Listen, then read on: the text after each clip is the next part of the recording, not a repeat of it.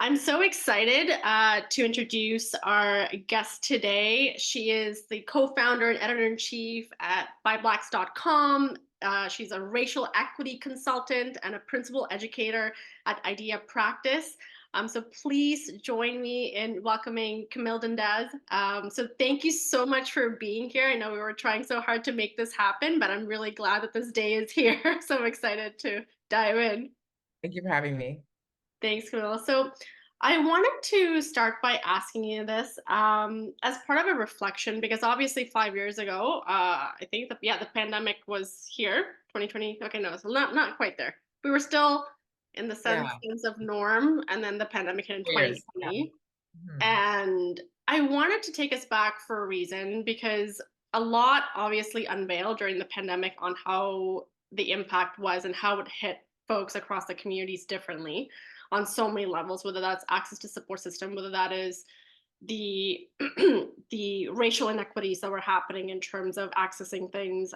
So many things were happening. So what have you seen through the years, and like how do you feel that we are today when it comes to the work that needs to be done and it's still being done in the realm of EDIB? 5 years ago, I was being brought in mainly to talk about gender Mm-hmm. when we're talking about EDI. Mm-hmm. And I enjoyed doing it. I did a lot of mentoring and coaching for women in business. Um, the racial inequity was there, but it was didn't go anywhere, but it was much less talked about. It was certainly talked about within, let's call it, in inner circles, put it that way. Yeah. It was a lot more difficult to get leaders to address these types of issues in the workplace. Mm-hmm. Certainly there was an overcorrection after George Floyd's murder. And I say overcorrection in the sense there was an overreaction, a knee-jerk reaction, a lot of performative action, and we can see the impact of that now. Yeah. The impact of doing performative work is that it easily crumbles. And so where we're at now is we're at a point where a lot of these positions that were created post George Floyd have now been um, eviscerated, pretty much wiped off the workplace. Mm. Um, and then on the other hand, we have it's another fear-based reaction, the fear of being canceled, the fear of being attacked, the fear of being brought to court, the fear of being I'll give you an example. Now there are certain clients I'm brought in where they ask me not to say specific words or phrases, or they ask me not to put specific words or phrases on my slides out of fear, because it has happened to them, out of fear that somebody screenshots it and sends it to the press. So that is what I am dealing with. Wow. It's not that people don't want to do this work. It is that they are now in a different type of fear. Whereas they were afraid of not doing it in 2020, now they are afraid of doing it. Mm. So it is very interesting to see where the power lies, Mm-hmm. where those with influence and very deep pockets are able to have have an influence on the corporate world, Mm-hmm. and what gets made priority. I think that after the Supreme Court ruling on affirmative action in universities, I think that was a huge turning point that sparked a lot of fear in the corporate world because they feared that they would be next. Mm-hmm. Wow, a lot to unpack there, and it's so interesting to kind of hear that perspective because you're in the work in Yeah. terms of what folks are telling you to do slash not do. And I'm seeing it too in on so many different spheres where there are things put in place for, to your point, as a show, as performative. And so they're And then there are people that are come into it hopeful to see authentic, intentional culture change waiting to happen at a workplace, only to come to know that it just doesn't matter sometimes, that it's just there as a placeholder to say, hey, yeah, we have this table. We have an EDIB table. We have an EDIB committee. We have an EDIB person. We have an EDIB team to see the end point of frustration, come to know, okay, so what the hell are we doing? Like, what is the point to all this false hope to Yeah. not see actual culture change happen? And so there's no doubt that, organizations have been kind of looped together as someone who's just putting on a face when it comes to EDIB work. And sometimes, yes, absolutely, that's true, because there are folks, especially that I've seen since the pandemic, who are putting EDIB work as part of their mission. They're publicizing it. They're doing all these things, um, committing to EDIB work as part of their strat plan or mission or auditing, internal auditing, or whatever that looks like. But there's a critical piece that's missing, is that there's not enough, or I want to say maybe less than 10% or whatever, of organizations or institutions actually showcasing how are we going to hold ourselves accountable for what we're saying we're going to do. Right. So I'm really curious to hear. I mean, what have you heard or seen with the organizations or institutions that you worked for, whether that's through your consultation work or just in the work that you've done so far with an EDIB when it comes to accountability? Yeah, it's interesting because only government, federally funded organizations are required, for example, to go through like a bit of an audit, pretty much, Mhm. and they have to submit to the government that they have complied with the federal government's guidelines on representation. So they're forced to do it. So that's one thing. Yeah. If you're not a federally funded organization, and if you're asking in my personal experience, what I find is that when I get to that piece, that's when the conversation ends and when I stop hearing from them. When I Interesting. get to the piece about, okay, so you want to hire more Black folks, you want to hire more folks with disabilities, you want to hire more Indigenous folks. Okay, great, fantastic. All right, so here are some ideas that I've seen work. Some companies have linked these goals, well, turn these goals into actual KPIs for their leaders and attach them to their annual review. Mhm. Right. Once a leader knows that one, they're being assessed, and EDI is incorporated into their assessment, Yeah. or that there is some financial bonus or not compensation, the opposite of bonus being uh penalization. Mm. Once they know there's one or the other, attitudes change real quick, Mm. right? Yeah. But there is a huge, or I've seen organizations do it, but there is a huge hesitation to put in any type of actual Mhm. accountability that an individual will feel when it comes to diversity. Wow, that is interesting to hear. I guess it's because it makes it more real. Is that why? Because Yeah, you're absolutely. yeah. Because you have to actually do something now and Yeah. show, Yeah. or they'll say to me, "Oh, that would be great. Put it in a report." And we'll hand that to our leadership. Wow, interesting. Yeah. Okay, so that is something that I've heard in terms of organizations, yes, committing to.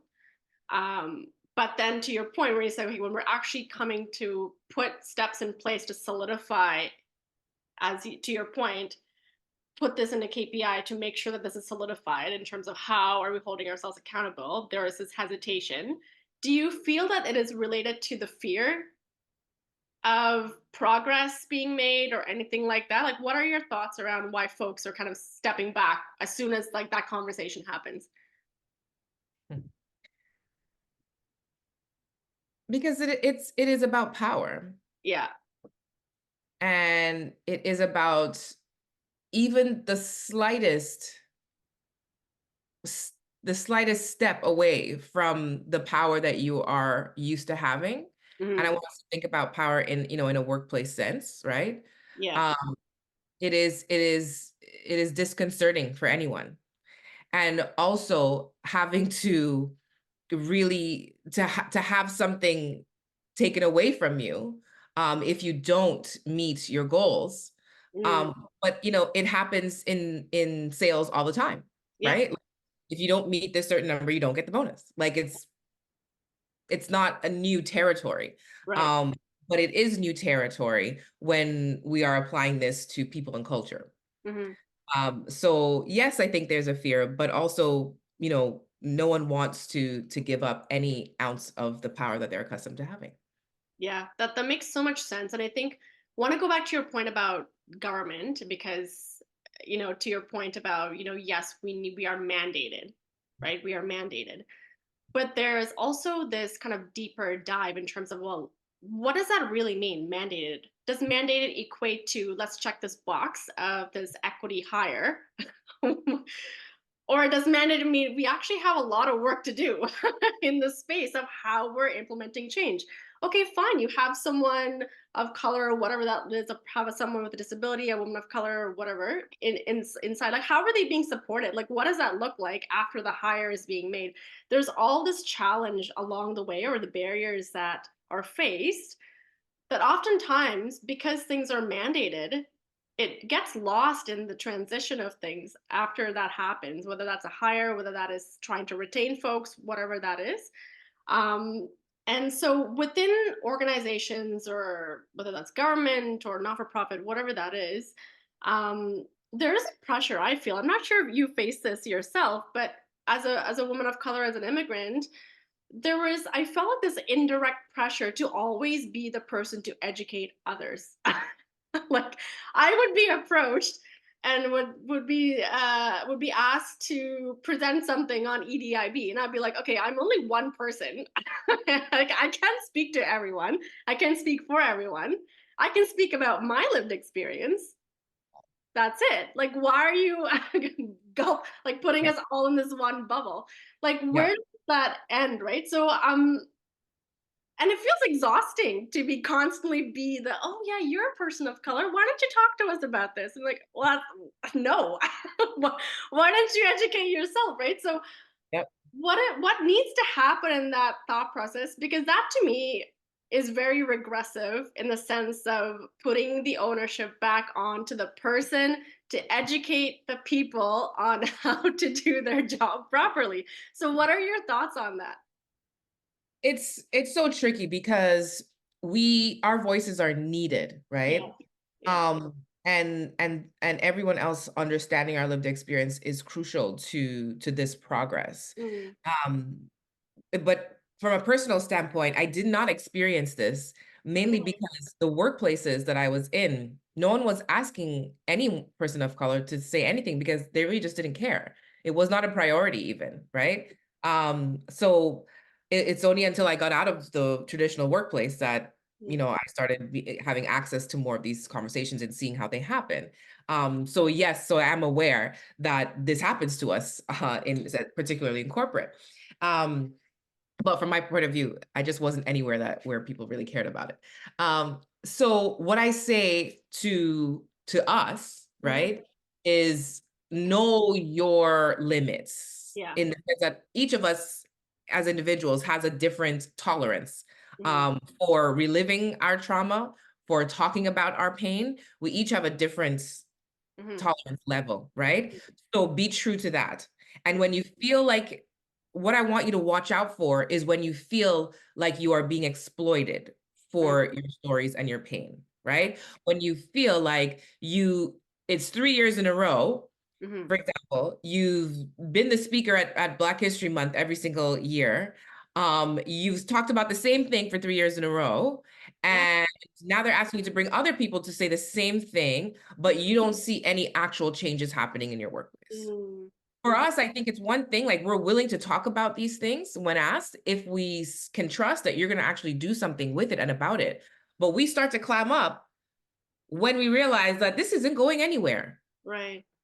So for people outside our communities, I want you to understand when you see Black people, when you see people of color, when you see Indigenous people, people from queer communities, people from disabled communities, just looking at you like this, it's Right. because we're over it. We are done. We are over it because we have been talking all these years and there's no change. There's not. So why am I going to keep talking about this Mhm, if I don't see you actually doing anything? So stop expecting me mhm, to lead you mhm, when you aren't committed to actually making change. mhm, On top of that, I was doing a session recently and I was talking about pronouns. And one of the older individuals in the workshop was like, young people just don't have any patience with me, and I can't learn all of this stuff overnight, and really it's on them, like to get me to understand da da da da da. They have no patience. I'm like, okay, I say I understand that. I understand how frustrating that can be when you're not given grace. I said, but do you think that there is also a responsibility on us to educate ourselves about pronouns and mhm, about different identities before we start demanding that other people give us grace? Like, can we come to the table with something, mhm, right? Do mhm, we always have to sit at the table and demand? mhm, Can we not bring something also to the table? Because mhm, if we're bringing something to the table, then maybe they are more likely to give us grace. mhm, Right. And so sometimes we walk around with this assumption that, like I'm different from you, or I'm in a different generation, or I'm a different identity. And so you need to get me to figure this out, or you need to help me with this, and you need to be patient while I learn this.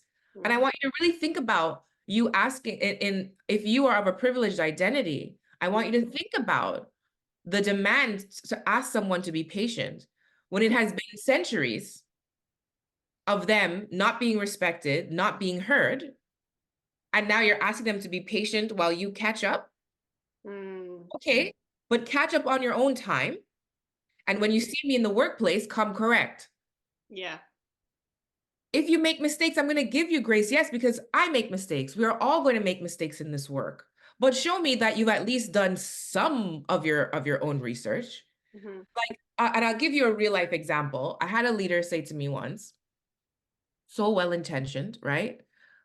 After George Floyd's murder, what can I do to support you? Well intentioned, because these things are just not on my radar, mhm, right? And it's a fairly innocuous comment, right? mhm, But what it indicated to me is that you're not even willing to click on a few things so that your algorithm looks a little bit different. mhm, These things are just not on your radar. These things are my life. mhm, So I don't think we understand how awfully insulting these well-meaning comments can be when we fail to even do the bare minimum yeah. of research or understanding of an issue before coming to me to talk about something like George Floyd. Do not come to me, do not approach me to talk about any of these issues if you haven't even done the bare minimum reading. Mhm. Yeah, so many things to reflect on. Um, and also even in terms of um auditing ourselves in the way that we're approaching conversations, right? I've certainly been in situations where folks have like, "Why don't you teach me EDIB?" I'm like, "I don't know what that means." I'm like, "I don't know what you want me to do. Why don't you teach yourself?" you know. So I love that point about know your limits, because for myself, I found that really hard to balance as an immigrant, as a person of color who's oftentimes underrepresented in workplaces, to be like, I need to be the people pleaser. Like, I need to say yes to everything, to take that onus to myself and that pressure on myself, even though it's wrong and inappropriate. I feel like I need to do it because I'm scared that I'm going to be pushed out. So it's because that's kind of the honest conversation that your mind takes on. You're like, oh my gosh, what if I say no? Like, so, well, what's going to happen? I'm the only person here. Um, and so I think in a way, we're too harsh on ourselves at the same time to say it's okay to say no. Like, that is good. It's okay to set up boundaries. Yep. and be okay with them and accept them and be who you are authentically. And that's something that I personally have struggled with as a person coming into this new sphere of this nation and being underrepresented and facing racism and microaggression. And oftentimes that is the dialogue that goes on. It's like, well, you're the only brown person here, and so you don't really have much power, to your point, right? That's that thing. So um and part of the kind of the conversation pieces which you emphasized is the performative piece, right? Because there are, even if I'm taking looking at, Black History Month, there's so much effort that's being put forth on bringing speakers to really speak, to talk about what does it mean, how can we celebrate folks, all these things. But there's not enough conversation of what happens after. What happens after, right? And to your point, what's the point of me talking about the same thing over and over again? Like, what is the point? To make the organization look good, to say, like, hey, look at what the event that we're throwing for Black History Month, or look at who we have on, right? But what is the point? Like, what is that accountability piece of what is the work that's going to be put forth to make culture change, attitudinal barriers, have them be kind of demolished in a workspace? And so, um, in your work, which you've highlighted in several times in our conversation, what are some of the first, I guess, step in advice that folks have asked you when they're intentionally trying to do work? And that sometimes it's hard to know if their intentions are real or if it's for show when it comes to EDIB work, right? So, what are some of the things, the questions that you've asked as a starting point from folks who are just looking for support from you? Starting points are all different, but Yeah. I can share with you one of the more common questions that Mm, I find coming up now. And what's so interesting is that there is a real difference in priorities and concerns between um corporate jobs and, let's say, service industry jobs, or jobs where the labor is more manual, or yeah, just like service related, mhm, right? And so, and as we know, Canada is dependent on immigrants. So it's always, ironic to me that we are so make things so difficult for ourselves, when not us as immigrants, but when our workplaces make it so difficult mhm, for people whose English is not their first language, or for people who are just not born here in Canada. You would think that we would just be a lot more strong, have a lot stronger setup, given that we are a country that is dependent on immigrant labor. So to that end, I will say that one of the biggest challenges that I see coming up is language, mhm, and specifically people speaking languages other than English in the workplace.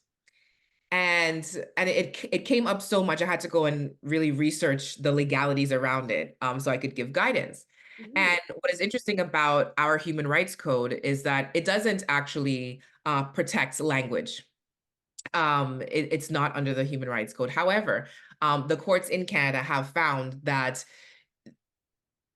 discriminating against someone based on language can also be linked to other parts of discrimination, which are covered under the Human Rights Act. So, for example, you will have a supervisor who observes um, 3 or 4 employees, let's say, speaking Punjabi, right? mhm. And they say to them, "Hey, you guys need to speak English or speak Canadian." And this comes up a lot, Okay. again, in any type of service industry, Mhm, um, or like restaurants, hotels, any type of industry like that, right? mhm, And they'll go so far as to put up English only signs in the break room or everywhere else, right?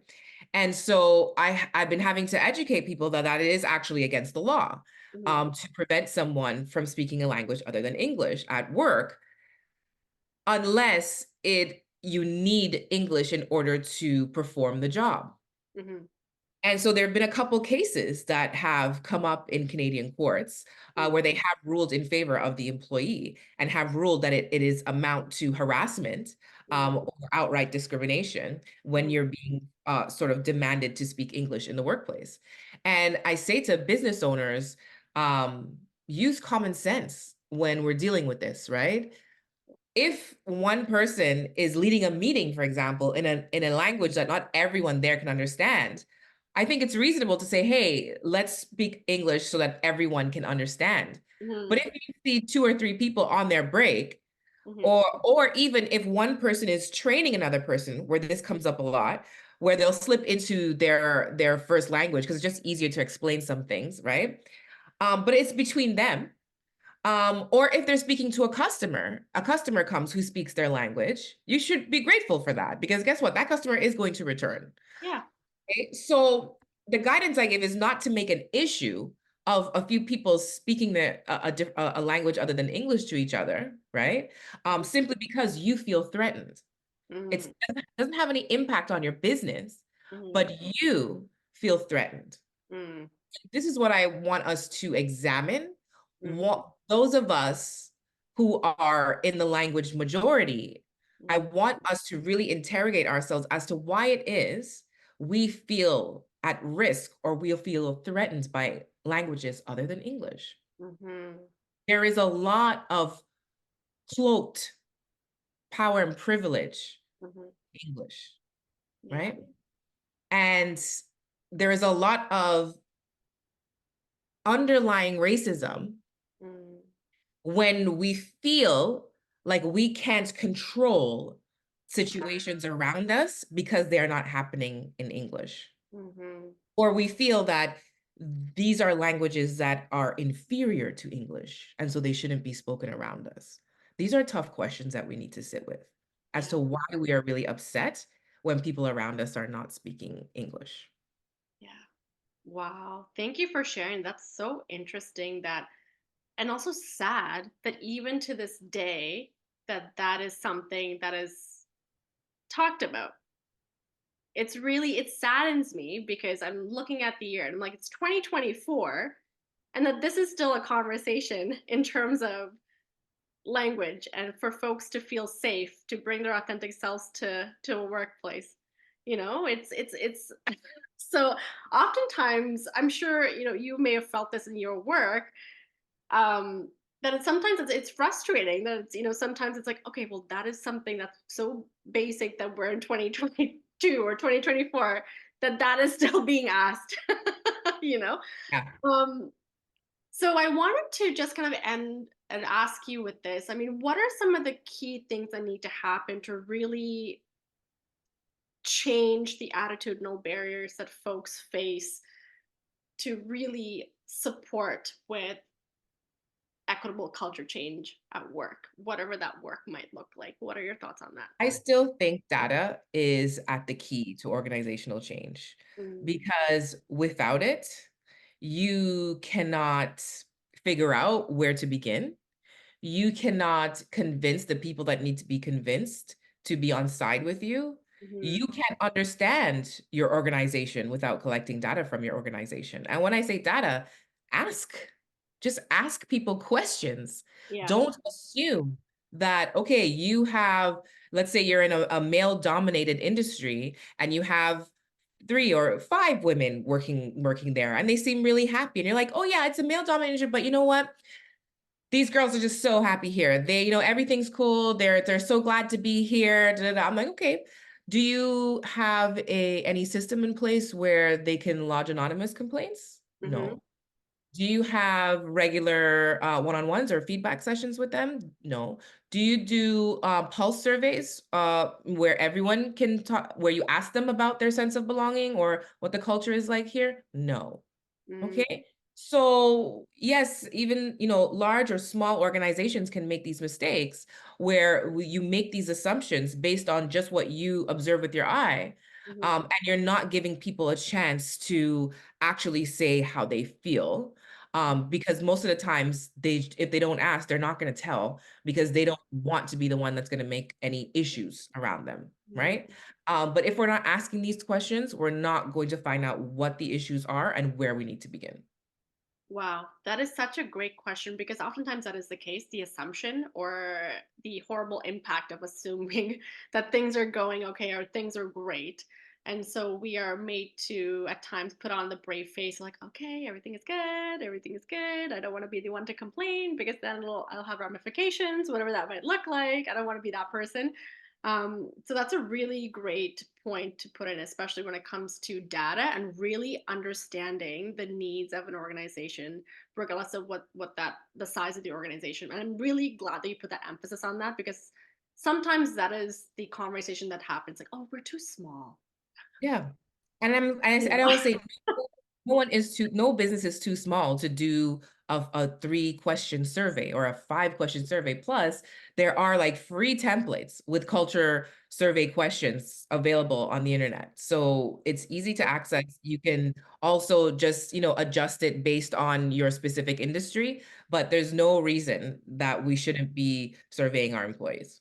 Yeah, no, that's such a great point, and what a great way to end this conversation. Though I would love to continue talking about this for hours and hours. I think it's incredibly important and um, important to discuss and to unravel and to dissect even further. And I'm really, really happy that you carved out time to talk about this.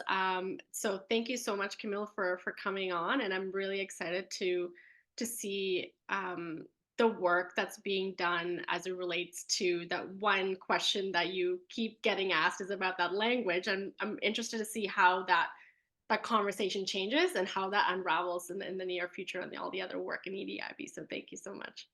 Thank you.